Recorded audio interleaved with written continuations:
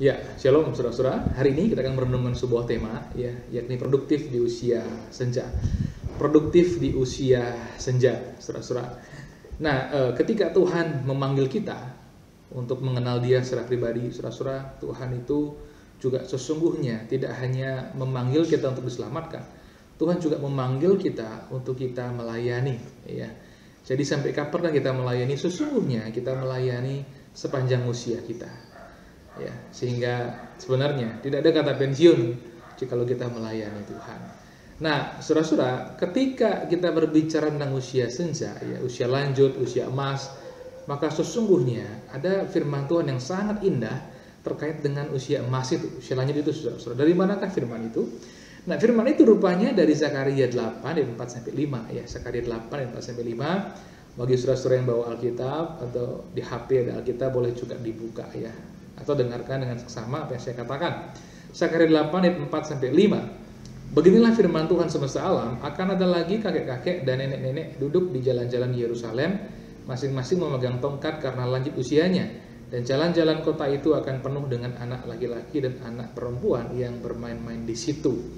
Amin. Nah, saudara-saudara, ini adalah sebuah nubuatan, ya. Nubuatan artinya ini belum terjadi pada waktu itu dan akan terjadi di masa yang akan datang.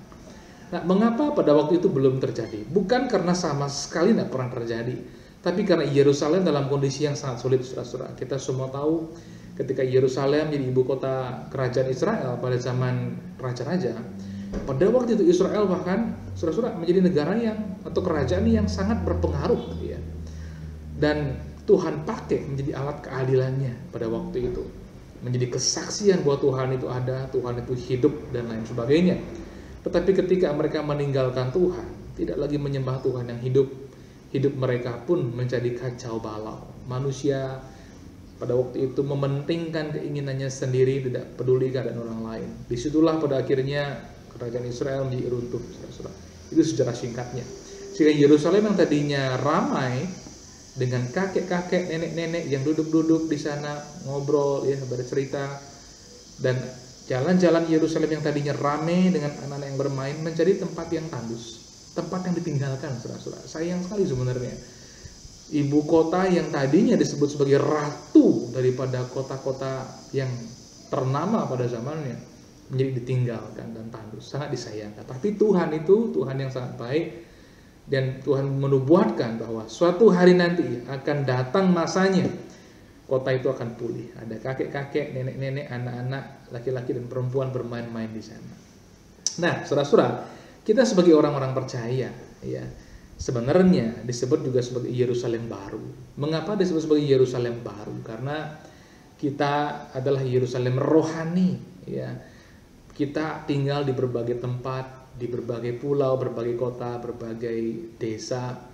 Dan sebagai orang-orang percaya, Tuhan berjanji bahwa Dia hadir bersama kita. Di dalam kita ada Tuhan, di antara kita orang-orang percaya pun juga ada Tuhan. Oleh sebab itu, tempat ketika Tuhan berada, Tuhan bertahta, umat berkumpul, bisa juga disebut sebagai Yerusalem. Ya, omong-omong, Yerusalem itu artinya kota damai, saudara-saudara. Kota damai, tempat bersemayam, tempat bertahtanya Sang Raja Damai. Siapakah Dia? Ya, Tuhan Yesus Kristus, seperti yang kita ketahui. Nah, kehadiran kakek-kakek dan juga nenek-nenek tanda sebenarnya sebuah komunitas itu diberkati. Coba lihat keluarga besar kita, masih punya kakek-kakek, nenek-nenek? Tidak. Coba lihat gereja kita, masih punya kakek-kakek dan juga nenek-nenek? Tidak. Kalau masih punya, berbahagialah. Itu tanda komunitas yang diberkati. Coba tengok keluarga besar kita, gereja kita. Apakah ada anak-anak di situ, anak laki-laki dan anak perempuan yang aktif bermain? Kalau ada, itu tanda komunitas yang diberkati, komunitas yang dipulihkan. Berbahagialah, saudara-saudara. Jadi setiap kali kita melihat anak-anak laki-laki dan anak perempuan bermain, ini tempat ini, komunitas ini diberkati. Setiap kali kita melihat kakek nenek, ya, ini komunitas sangat diberkati sekali. Nah, itu cara pandang kita, saudara-saudara, ya. Sebab Tuhan itu sebenarnya menginginkan kesinambungan generasi. Mengapa Tuhan menginginkan kesinambungan generasi? Karena Tuhan itu rindu kesaksian tentang dirinya terus sinambung, saudara-saudara. Kesaksian tentang Tuhan hadir dalam komunitas anak. Kesaksian tentang Tuhan hadir di komunitas pemuda. Kesaksian tentang Tuhan hadir di komunitas usia dewasa muda, dewasa awal, dewasa menengah, dewasa lanjut. kesaksian tentang Tuhan pun juga Tuhan rindukan hadir pada orang-orang yang usia senja, usia emas, ya. Karena Tuhan itu rindu semua generasi mengenal Tuhan, baik generasi muda maupun generasi tua mengenal Tuhan. Sebab manusia diciptakan, saudara-saudara, tidak hanya untuk saat ini.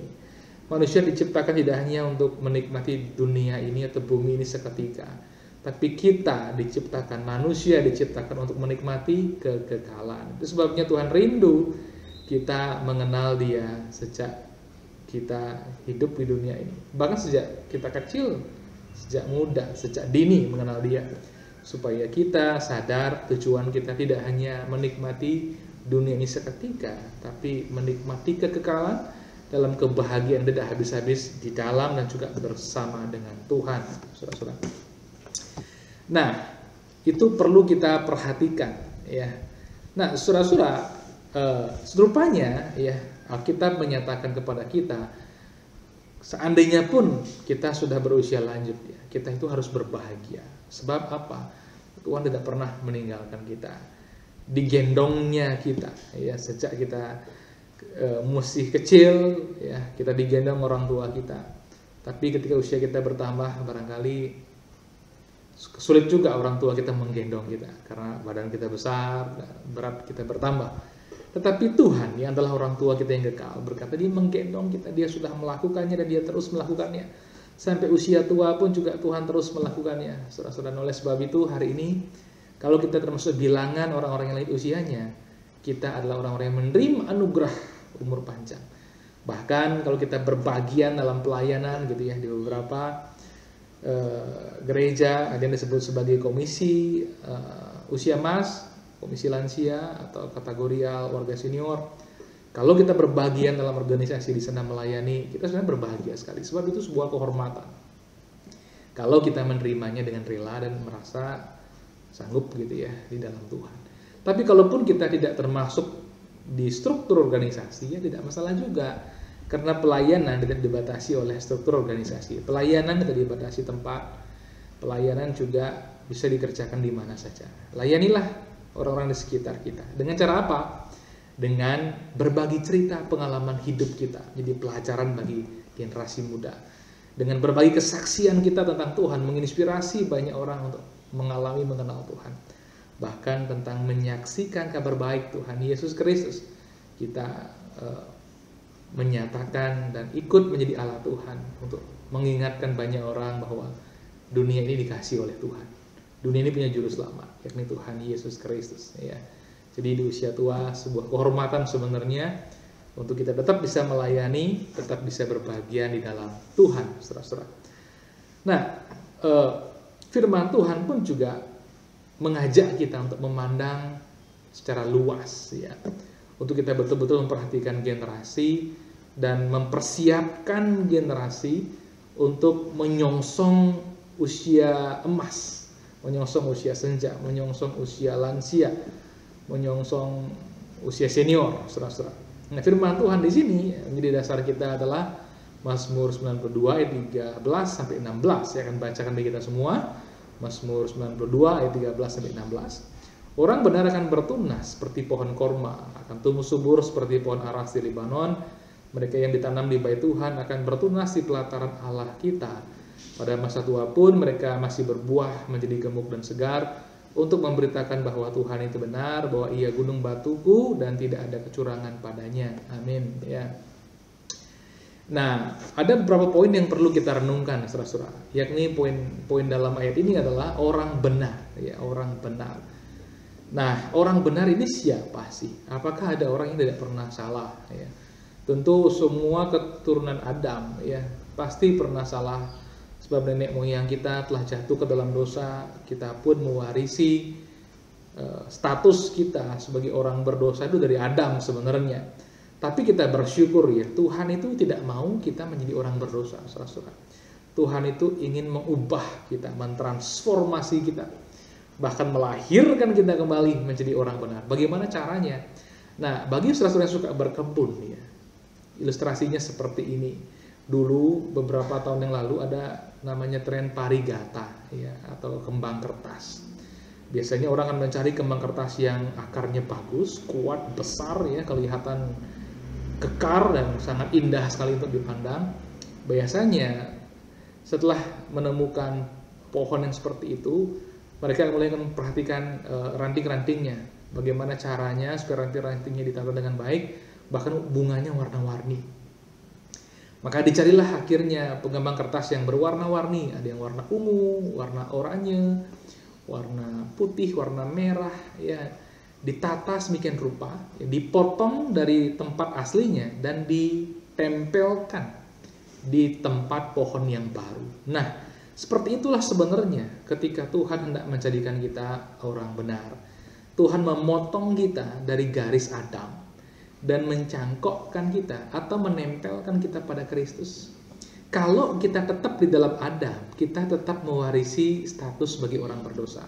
Tapi ketika dia mengambil kita dan menempelkannya kepada Kristus, kita mewarisi kehidupan ilahi, hidup kekal dari Kristus, saudara-saudara. Nah, dengan demikian kita bukan lagi orang pendosa, kita adalah orang benar dalam Kristus karena iman. Ya, bukan karena perbuatan kita sempurna, tapi karena perbuatan Kristus sempurna. Bukan karena garis darah kita, tapi karena darah Yesus Kristus yang tak berdosa. Itu yang menguduskan kita. Ini hal yang penting sekali. Dan kita yang sudah dibenarkan karena iman melalui atau karena darah Yesus Kristus, kita itu digambarkan seperti pohon korma, saudara. Apakah saudara pernah makan buah korma? Saya yakin pernah. Kalau yang belum, coba cari minimarket terdekat, ya. Khususnya di bulan-bulan tertentu tuh ada yang jual biasanya buah korma yang dikeringkan, diasinkan, itu enak sekali, ya. Ada asamnya, ada manisnya, ada asinnya, rasanya komplit. Nah, saudara-saudara, korma ini tumbuh di mana sih? Korma itu tumbuh di tempat-tempat yang kering, saudara-saudara. Kita mungkin masih ingat perjalanan umat Israel dari Mesir ke tanah Kanaan. Mereka bertemu juga dengan pohon korma di padang gurun. Di tempat yang kering hadir pohon korma. Nah, kita pun juga demikian. Di tengah-tengah situasi dunia, ketika banyak orang tidak sanggup, tidak mampu lagi, kita sebagai umat Tuhan sanggup hadir di sana. Bahkan berbuahkan buah yang nikmat, saudara-saudara. Nah, kita juga digambarkan selain sebagai pohon korma yang sanggup tumbuh subur, kuat, berbuah di tempat yang tandus, kita pun juga digambarkan seperti pohon aras di Libanon, saudara-saudara. Nah, pada zaman kerajaan dulu, pohon aras ini sangat penting sekali fungsinya, yakni untuk membangun tempat-tempat yang megah biasanya, baik istana maupun juga tempat suci. Ya, bait suci Tuhan di Yerusalem dibangun pun juga salah satunya dengan pohon aras, saudara-saudara. Nah, kita artinya begini, kita tumbuh dengan baik sekalipun situasi sulit, kehadiran Tuhan di hidup kita memelihara kita. Bahkan kita tumbuh menjadi besar karena anugerah Tuhan dan dapat dipakai untuk tujuan-tujuan yang mulia. Itu dia, ya. Indah sekali. Nah, firman Tuhan menyatakan di manakah sesungguhnya kita itu berada sehingga kita kok bisa tumbuh dengan baik. Kita bisa tumbuh besar seperti pohon aras di Libanon, saudara. Kita itu harus ditanam di dalam Kristus, ya. Ditanam di dalam Kristus. Selalu saya tidak pernah bosan mengingatkan kita, pastikanlah bahwa kita tertanam di dalam Kristus. Kalau dalam bahasanya Mazmur, ditanam di bait Tuhan. Tapi bait Tuhan yang sesungguhnya siapa? Kan Kristus Yesus Tuhan, ya. Dialah bait suci, tempat roh Allah bersemayam dalam kemuliaan yang kekal. Nah, saudara-saudara, itu dia. Ditanam di dalam Kristus, sehingga nutrisi kehidupan ilahi dari Kristus itu terus terserap dan kita mengalirkan dalam diri kita, dalam kehidupan kita, kehidupan ilahi yang berasal dari Tuhan Yesus sendiri. Nah, saudara-saudara, itu dia. Nah, apakah sampai di sana saja? Rupanya tidak. Tuhan itu pun juga bersuka cita ketika kita mengalami kehidupan yang katakanlah berbuah, produktif, ya. Kehidupan yang disegarkan, gemuk dan segar, full of sap bahasa Inggrisnya, penuh getah, saudara-saudara. Perlu kehidupan ilahinya itu bagus. Kita bersuka cita, kita berbahagia, kita damai sejahtera. Yes, bagus. Tapi Tuhan juga punya misi, ya. Ketika kita diberkati seperti itu, yakni supaya kita menjadi kesaksian tentang Tuhan, saudara-saudara, bahwa Tuhan itu benar, ya.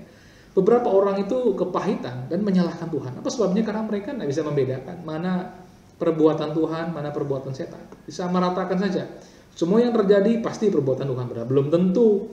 Tuhan pun juga berrelasi dengan kita, bagaimanapun membatasi dirinya juga, supaya saudara-saudara dia bisa berrelasi dengan kita. Sama dengan halnya kita dengan cucu kita, dengan anak kita, kita pun membatasi diri supaya kita bisa berkomunikasi, supaya kita bisa melatih mereka, mendidik mereka menjadi dewasa, bertumbuh dalam kedewasaan.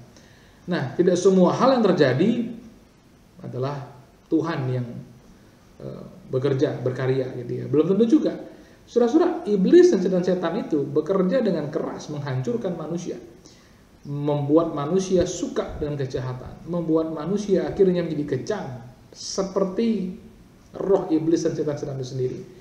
Pekerjaannya menghancurkan, membinasakan, mencuri segala pemberian Tuhan. Tetapi di dalam Tuhan, saudara-saudara, kita sadar bahwa hidup ini ya harus memberi diri dipakai oleh Tuhan. Ketika iblis menghasut banyak orang supaya kepahitan kepada Tuhan, bersama dengan Tuhan kita menyaksikan betapa Tuhan itu benar. Bahwa Tuhan itu tidak ada kejahatan dalam dirinya. Tuhan yang kita sembah tidak bisa berbuat dosa.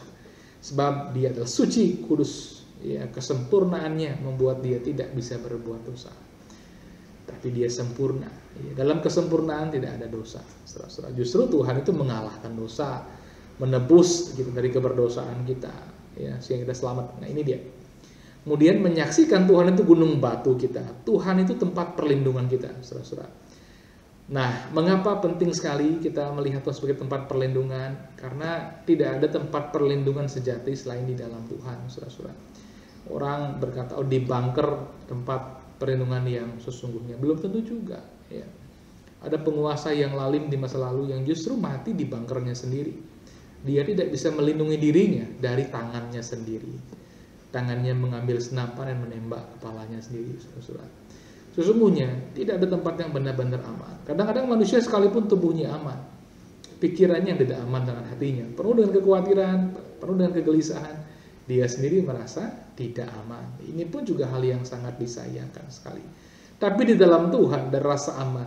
Secara batiniah kita aman dan kita pun dilindungi dari segala yang jahat. Supaya kita bisa bersaksi tentang Tuhan yang benar itu. Surah-surah bahwa dia tempat perlindungan kita.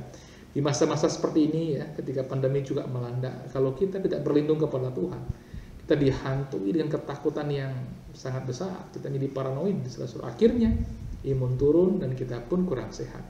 Tapi ketika kita berlindung kepada Tuhan, ada ketenangan yang dalam. Ya. Kemudian kita menyaksikan bahwa Tuhan itu tidak ada kecurangan padanya. Tuhan itu setia selalu dengan firman-Nya. Ini yang penting ya. Mengalami Tuhan sejak masa muda itu indah sekali. Sebabnya jangan tunggu tua baru kenal Tuhan. Alami Tuhan sejak kapan? Sejak usia kita muda. Supaya ketika kita tua, cerita-cerita kita tuh banyak sekali. Nggak kurang kisah, nggak kurang cerita buat diceritakan kepada generasi muda. Atau kepada sahabat-sahabat kita yang membutuhkan penguatan, saudara-saudara. Nah, dengan demikian hidup kita jadi berkat. Ya. Kita yang ditanam di bait Tuhan, di dalam Kristus Yesus dibenarkan. Kemudian kita hidupnya berbuah produktif sekalipun di tempat yang tandus. Menjadi besar karena anugerah Tuhan, dipakai tujuan yang mulia. Sehingga dengan demikian, saudara-saudara, kita dapat dipakai oleh Tuhan menyaksikan bahwa Tuhan itu benar, tempat perlindungan kita dan tidak ada kecurangan padanya. Nah, kita yang sudah seperti itu sebenarnya harus juga mempersiapkan generasi kita. Persiapkanlah anak-anak kita, persiapkanlah generasi kita untuk menyongsong kehidupan seperti ini. Mengenal Tuhan sejak muda dan punya banyak kesaksian ketika kita berusia tua, saudara-saudara. Nah, di Alkitab itu ada orang-orang yang punya kesaksian indah sekali di masa tuanya, saudara-saudara. Mereka terus terang aja bukan orang yang sempurna, tetapi disempurnakan oleh Tuhan, dibenarkan oleh Tuhan karena imannya. Dan mereka itu adalah Musa, mereka itu adalah Kaleb bin Yefune, mereka adalah Yosua, mereka adalah Rasul Yohanes. Ya.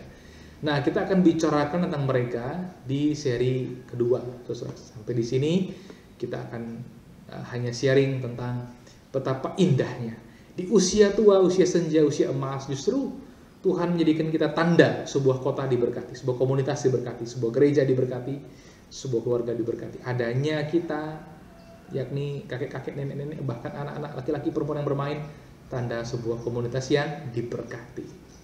Jadi setiap kali melihat diri kita di cermin ya, kita yang sudah lanjut usia, atau melihat cucu-cucu kita berkata, Tuhan terima kasih untuk memberkati kami. Generasi yang terus sinambung dari generasi anak-anak sampai generasi tua. Tuhan ajaib, Tuhan itu baik, Tuhan menebus kami untuk kami menyaksikan kebesaran-Mu, menyaksikan kebenaran-Mu, kesetiaan-Mu dan menyaksikan bahwa tidak ada kecurangan pada, ya. Karena ketika usia kita tua, kita punya banyak cerita. Sudah kenal Tuhan sejak muda, punya banyak cerita di usia tua, sehingga hal itu dapat kita gunakan sebagai sarana bersaksi pada orang lain tentang Tuhan yang mengasihi dunia ini. Amin. Tuhan Yesus memberkati kita.